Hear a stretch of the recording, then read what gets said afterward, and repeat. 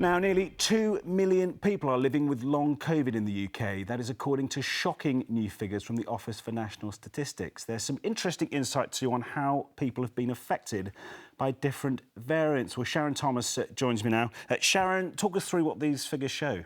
It's quite a startling figure, actually, isn't it? Nearly 2 million people. What we do know about long COVID is that it's really debilitating, it's exhausting. People are experiencing all sorts of difficulties almost 2 years on.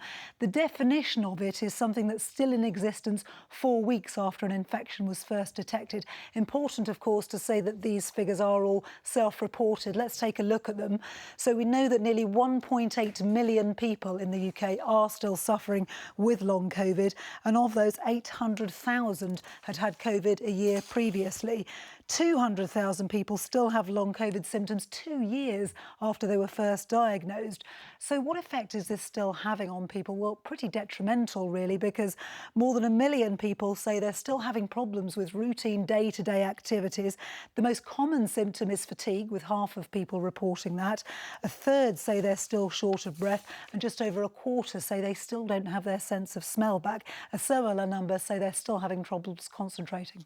It's really staggering, isn't it? There are variations between these variants. Obviously, that's what they're called variants, aren't they? But in terms of the impact that they have as well. Yeah, you're much more likely to suffer from long COVID if you were diagnosed as having the Delta variant as opposed to the Omicron variant. And we've been speaking to one woman today who had the Alpha variant and who says now, 2 years on, she first was diagnosed right back in the beginning in March 2020. She is still suffering. It's still tough. I still struggle. I still have to do home remedies. I still have to, if I've got an event tomorrow, I won't be speaking for the whole of the day before today. I'll be like, shh, stay quiet, rest my voice. Steam inhalation, Manuka honey. But these are all home remedies that people have shared with me.